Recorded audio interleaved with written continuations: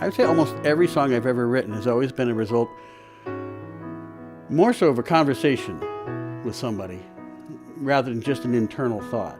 It's usually something that I heard or I talked to somebody about, maybe an experience they had. I mean, I may have had the experience myself, but it's not just having the experience which propels me. Seems like it happens differently all the time, but it's almost always a single phrase is usually where it starts it.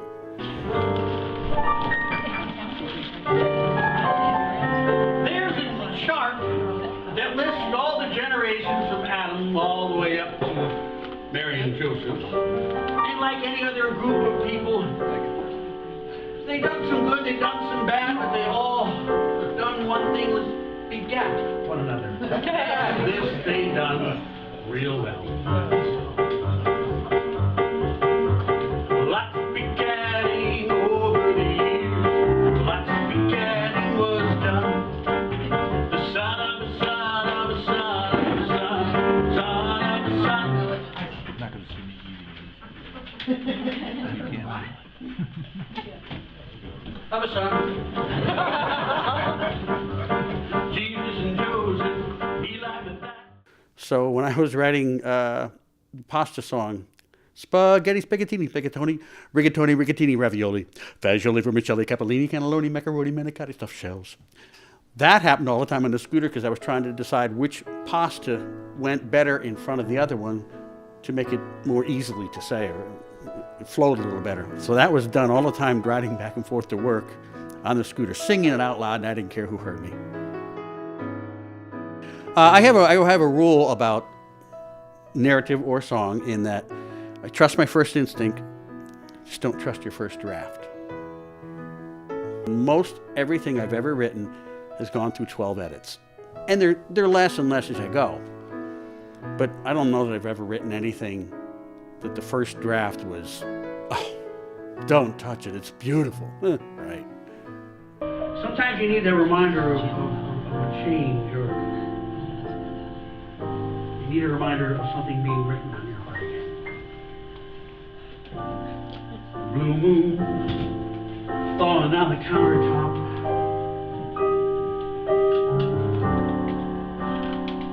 The coffee's on the table. Can't sleep, can't stay awake.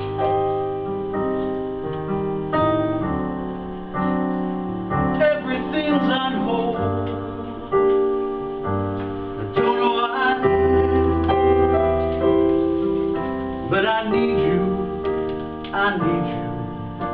to write your name.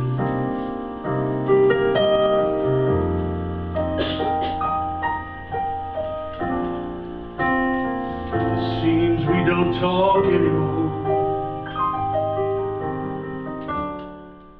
I guess I've always kind of thought that they feel at ease around me somehow, whether it's my give and take with an audience.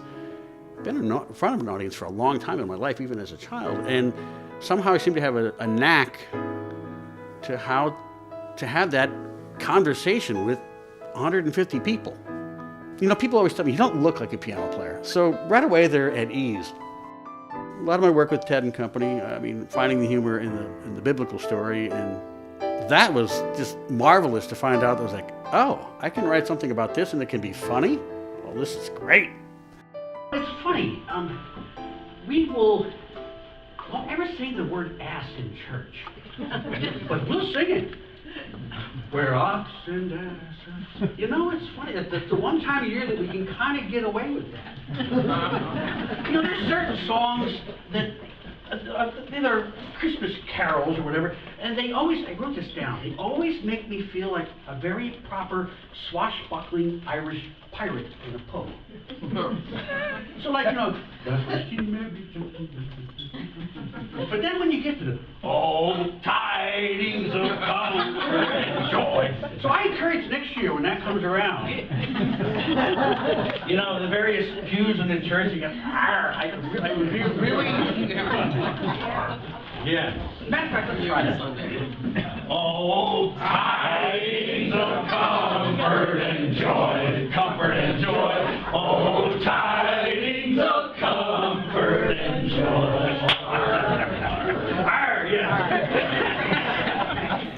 And so these songs that I write, which are humorous in nature, they have to have, it's like humor always has to have a rooted in truth. It's always funnier when it's rooted in truth and it's just completely absurd. That could be funny too, but in general, when you find some nugget of truth in it or something that you feel differently, it's funnier and it's more meaningful all the way around.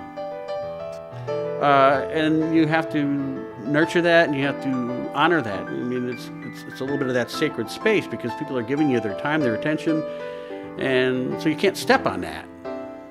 And you can't talk down to them, but you don't have to tell them the whole story. You got to let them discover some things with story, with song. You know, and they don't have to always know the conclusion. You know, life doesn't always have a conclusion.